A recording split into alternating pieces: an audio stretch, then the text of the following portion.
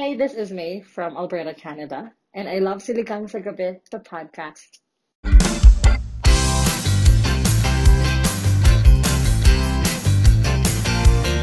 Click the follow button and the notification bell para updated ka kapag may bago tayong upload.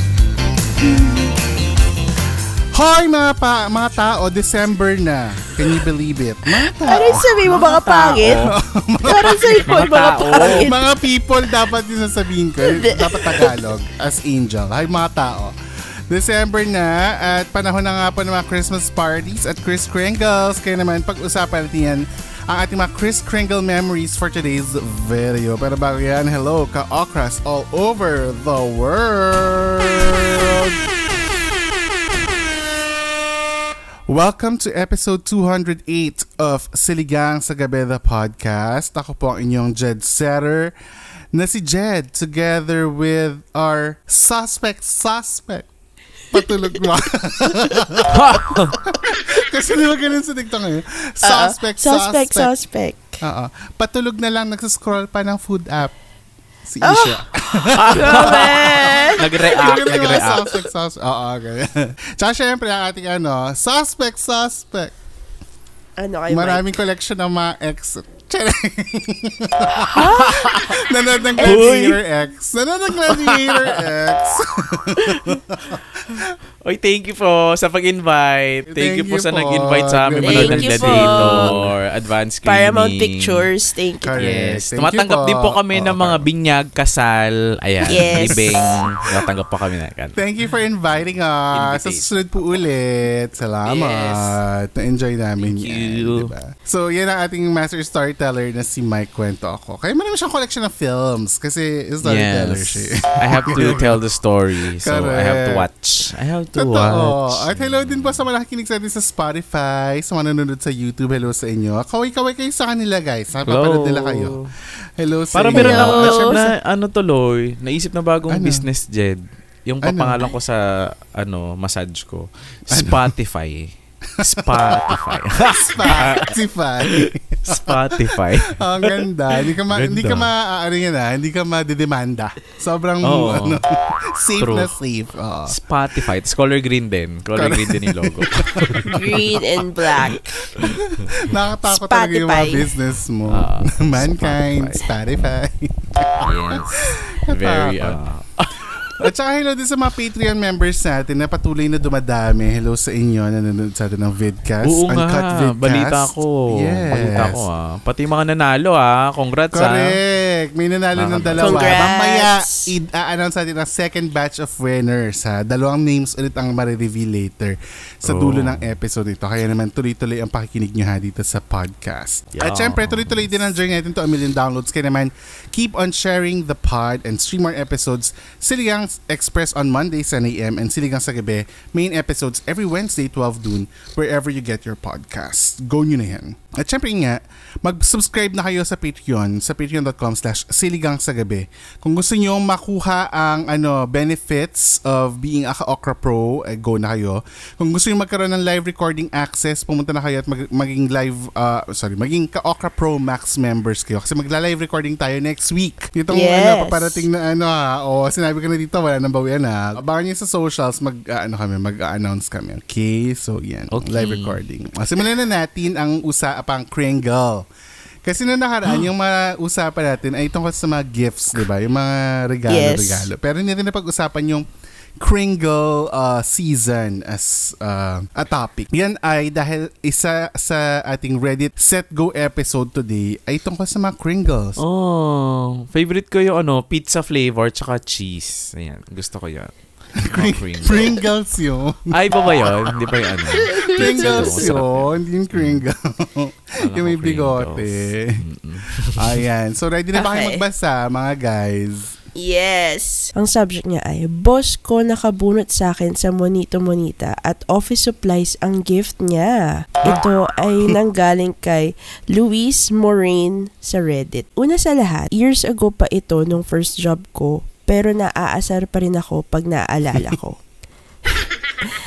Admin assistant ako. Part ng job ko rin yung pag-o-order ng office supplies. Anyways, Christmas party, celebration sa company, corporate job. came and nag-reveal na sino nakabunot sa Monito Monita. And it turned out boss ko / anak ng owner pa ng company nakabunot sa akin. Okay. Diyos ko. Okay. By the way, maximum of 500 peso yung gift rule that time. Di naman need ng resibo or anything. And nasa yun na rin if lagpas or saktong 500 pesos. Nung na-reveal na boss ko nakabunot sa akin, everyone ay natuwa and me too. Kasi parang may mindset. Di ba kasi parang, medyo galante. Ewan ko kung may ganong typecast. Pinamayaman Oo. Kasi parang may mindset na mas bongga ang gift ko kasi boss yun Ha. Correct. Nung nag-open na ng gift, nagulat ako kasi mga sticky notes, ball pen, and random office supplies yung laman. Akala ko pa naman prank lang and baka may iaabot sa huli. Pero, yun na pala yun. Tapos, nalaman ko pang galing din yun sa stock room namin sa office. Oh my God. Siya rin ang nag-order. Oh my God. Okay. I know kasi ako nga taga-order and nabawasan yung stock and yun yung pinang-gift sa akin. Galing. May pa-disclaimer pa si boss na super busy daw kasi niya, di siya nakabili ng gift. Humabol lang sa party. Nagawa niya dumaan sa Starbucks for her coffee, pero di niya nagawa dumaan saglit para buy ako ng gift. Or kahit gift card na lang, huhu. Pwede nga yung gift card sa Starbucks, di ba yung 500? Pwede rin, masaya rin yun. Or i-cash niya. I-cash na lang din niya. Truly. Gcash ka na. Anyway. Sobrang inggit ko sa iba kasi personal stuff na receive nila. Samantalang ako, related sa work, tapos masaklap, kinuha pa mula sa work. Oh my God. Kinuha pa mula sa work.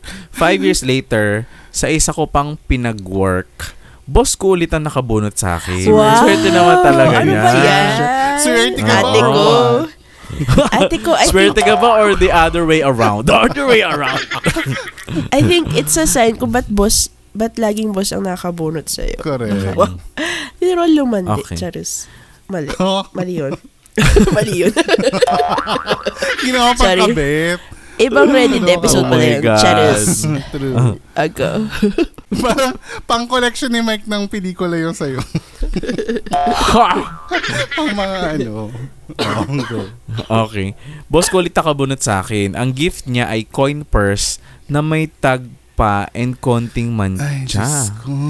Shit, lumang. Oh no. Tapos nalaman ko na ni-recycle niya yung gift. Binigay lang din sa kanya nung isang office mate. Oh ang my malas God. ko yata sa company gift giving. Highs, haha. Luis Moraine. Medyo malas nga siya, si Luis Moraine. Pasensya ka na, Luis Moraine, if yun ang experiences mo. Feeling ko kasi, masakit yung ganyan, lalo na pag ang, mo nga, love language mo ay giving gifts. Kasi baka siya yung tipo na pinag-isipan niya yung ibibigay niya dun sa 500 pesos, diba? Tapos sinatanggap niya, putyo-putyo, kaya siya, nalulungkot, diba? Pero ngayon, before natin basahin yung mga reaction ng mga Redditors, may mga ilang questions tayo na kailangan sagutin. Today, we will come out clean. Ha? Ano ang mga worst na nabigay nyo sa isang Kris Kringle? Ang pinaka-kadiri ko, hindi sa pinaka-kadiri, dahil kadiri yung item, hindi ganon. Kadiri siya kasi nga, hindi ko siya napag-isipan. Kasi, ito, para sa konteksto, may daw kami, white elephant. Ano yung white elephant? Yung parang, na siya. Tapos ang rule, 3 regalo, 2 used na chararat, tsaka isang okay. So, pero lahat daw yun, dapat pre-love na, dapat gamit na. So, hindi mo na talaga bibilhin. So, in fairness naman, okay naman yun. Sa office na ako, manggagaling, papunta doon sa party. So, nung naalala ko siya, nasa office ako. So, ang mga pinagpipilian ko lang ay mga nandun sa office table ko. Table mo. So, ang isa ko nabigay ay TV5 na stress ball. Yung bilog na TV5 na stress ball. Yung isa. Yung chararat na isa. Tapos isa, pasalubong sa akin na parang iced tea yata yun or coffee. Na sachet. Galing ibang bansa naman yon. Pero kaya siya naging worse kasi hindi ko nakita na expired na pala. Oh my God, ang saya. Ang saya ng mga ganyang kwento. Expired na pala siya. So, nung nakita nung niregaluhan, nung nakabunot dun sa gift ko, ano ba yan? Expired pa? Ganyan bibigay. Expired. Oh my God. Pero alam niyo sa'yo galing. Oo, alam. Kasi yung white elephant, i-reveal kung yung white elephant kasi parang ano siya, bubuksan yung gift, tapos may chance na mag-steal. Di ba may mga ganun kasi? Ikot-ikot. Oo, Ikot-ikot kung sino may gusto makakuha ng magandang gift, yun yung kukunin mo, ganyan. Eh yung sa akin nga, ang papakit nga lahat ng dala ko. Tapos yung pinakamaganda ko na 100 peso bill. Yun kasi wala ibang magandang wala kang ibang magandang gamit nun sa office. So parang, hate na hate nila yung gift ko. Hanggang nakailang years kaming nagpa-party, lagi nilang bubog yun. Na at least yung nagbibigay ng panis ng iced tea, ganun yung mga nila. Saka stressful ng TV5, mga ganun yung sa club, expired pa pala. Ano ba yan? So yun yung pinakamalala kong na hindi ko na naman inulit simula nun, in fairness naman sa akin. Okay, anong worst na naibigay niyong Kris Kringle? Ako, di ko sure if considered to na Kris Kringle. Pero alam mo yung Jed, naalala mo yung challenge natin na bibili online tas may 3,000 peso budget? Oo. 5,000. 5,000 peso budget. Nag-exchange gift tayo. Uy, ang ganda nun. Oo. Saya yun. Parang ang goal is kung sino pinakamalapit sa 5K. Correct. Na budget. Correct. Di ka dapat yun. Totoo. Tapos sa pagka-competitive ko, talagang sabi ko, hindi, ganyan, kung ano yung mga binibili ko. May isang pinurchase na alam ko hindi niya magagamit, pero pag binili ko yun, sarado ako 5K sakto. So, ako yung mananalo. Sabi ko, mananalo ako pag binili ko to para sa kanya. Ang binili ko is, alam mo yung lalagyan ng puto? Mold ng puto, ha? Mold. Na 3 piraso. Plastic. Hindi na 3 piraso yun. Isang piraso lang yun, Isha. Na isang piraso. Isang piraso lang ng puto mold. Ang binigay mo. So, hindi mo Oo, kasi magkano siya? 5 pesos ba? 3 pesos? Sabi ko, ayan. Tapos pag may shipping fee sakto, magiging 5,000. So, panalo ako, ganyan. Kung gusto nyo makita yung video na yan, nasa YouTube channel ko yun. Yung na-exchange. Oo nga. Wala si Mike noon. Kasi, wala si Mike noon? Hindi pa yan. Maaga pa yung podcast natin noon. Hindi pa tayo nagpa-podcast noon. Hindi pa tayo nagpa-podcast. Ano pa lang noon? Pandemic lang talaga. Oo. Tapos 2020 Christmas yun eh. So, parang sabi namin, hindi kami mag-exchange kasi nga hindi man nakakalabas. So, dapat yung gifts namin i-deliver through e-commerce shops. First gift ko yun. Puto molder. Proud na proud pa ako dun. Buti alam mo talaga. Pero ako'y nanalo, diba? Ako'y nanalo. Pero the rest, maganda naman yung gifts ni maganda yung gifts ni Isha, the rest. Maliban doon sa puto molder. Ikaw, Mike, ano ang worst na naibigay mo sa Kris Kringle? Parang nung nasa Kumu ako, meron kasing gift na parang ang random na lang nung wala rin kasi ako may regalo. Naghanap na lang ako ng ng mga na-grocery ko na. Snacks? Ganon? Pagkain? Hindi ko maalala. Basta meron ako sinama isang noodles yata doon. Parang pancit canton ba? Pancit canton. Yung parang kasi kulang yung kulang siya. So sabi ko, lalagay ko. Oo, lagyan ko na lang pancit canton. Ganon. Tapos, nakita ko itsura nung napagbigyan ko, parang hindi siya masaya. Hindi siya masaya. Pero ako matutuwa ako sa pancit canton. Kasi bilang tayo, pancit canton. Kasi parang akala ko magiging joke siya. Yung parang, may pancit canton. Tapos yung parang walang reaction. So, hindi niya get siya. Nonchalant lang siya. Sabi ko, oh my God. Hindi siya natuwa. Hindi niya kinawa. May mga ganun talaga kasing tao. Pero ito, ano naman ang worst na nakuha nyo sa isang Kris Kringle? Ako, madalas kasi yung sa office, yung Kris Kringle, hindi yung nagbubunutan kayo. Yung parang random lang. Yung parang bring unisex gift, di ba? May mga ganun. So, madalas dyan, pagkain. Yung parang pwede mong ibigay to anyone. May isa nagdala ng chocolate bars. Tapos yung nakuha ko, puro lusaw. Okay. Tunaw na. Puro lusaw. Kasi di ba sa Pilipinas, mainit tsaka mainit. Tapos pag naiwan mo yung chocolate bar sa bag mo, di ba nalulusaw yun? Buti na lang hindi siya yung parang sumasabog, nakaseal naman siya, pero kailangan mo siyang i-fridge ulit. So far, parang in fairness sa mga nagregalo sa akin, parang okay naman mga nare-receive. Ako rin. In fairness sa'yo, totoo. Ako din. Ano yung least favorite Least Least favorite, favorite? nyo. Oo, kung hindi Siguro siya yung worst. binigay sa akin ni Bang. Bang, sorry pero alam mo kaibigan kita. Anong binigay si ni Bang? Kasi yung paborito niyang pabango, mura sa ibang bansa. Oh. Bumili siya ng Okay. parang anim na piraso. Okay. Tapos yun yung pinangregalo niya sa amin. Sa amin nila bili. Pero pabango niya, scent niya pambabae. Ano, Sen? Pambabae. Hindi mo alam yung name? Pambabae, Ano pero Kasi bumili ano? siya ng naka-promo, tapos bumili siya ng madami. Tapos ang ending, yun yung niregalo niya sa amin ni Bigyan mo na lang Billy. kay regalo mo na kay tita, sa mama mo. Or sa mga kapatid mo. Na kay ate na nga yata. Ayun. Bang, binigyan ko kay ate. Binigyan ko kay ate. Abang, sorry. Oo. Ikaw, Ish. Shucks. Ako, or eto naman parang honest mistake naman nung nagbigay. Kasi may nagregalo sa akin nung bata ko ng damit. Tapos parang yung huling kita niya ata sa akin is parang 5 years ago pa. So yung damit, pang 5 years ago pa. Di ko alam Hindi if medium. nalimot niya, hindi niya nabigay, hindi niya nabigay Or agad, niya- or Hindi nakita yung mga Oh, no. posts mo Or- lately. or ina-assume niyang hindi ako lumaki. So feeling ko Oo. nagulat din siya nung nakita niya ako na, oh my God, lumaki na siya. Pero wala, nabalot ko na yung gift ko sa kanya. So, wala siya. Hindi na niya papalitan. Uy, Wala, yun grabe lang. naman. So, paano yun? Saan napunta? Ang mahirap Dinonate doon, mo. since ako lang yung girl sa aming magkakapatid. Sa Hindi siya pamilya pwedeng niyo. hand-me-down. Oo, hindi siya Correct. pwede.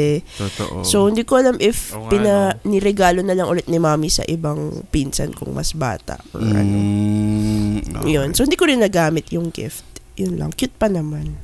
Yun. Ako dun sa dagdag ko lang. Hindi ako yung nakatanggap ito, pero ito isa to sa mga pinaka nakakatawang nakita ko. Dun sa same White Elephant, Chris Kringle Okay. na pinagdala ko ng TV5 na stress ball. Ball. Meron nagdala dun sa barkada namin ng souvenir galing Batanes, bahay na bato na souvenir. Okay.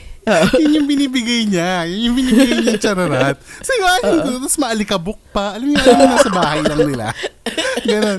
Tapos yun yung pinagpapasok. Walang gusto talagang kumuha. As in, kahit anong, wala talaga nag-attempt mang agaw nun. Kasi nga parang, ang gagawin ko dyan. So isa yung sa Maalikabok pinaka-worst pa. na exchange gifts na nakita ko talaga. Maliban na sa mga gift ko. Maliban sa mga gift ko. Hi, this is May from Alberta, Canada, and I love Siligang sa Gabi, the podcast.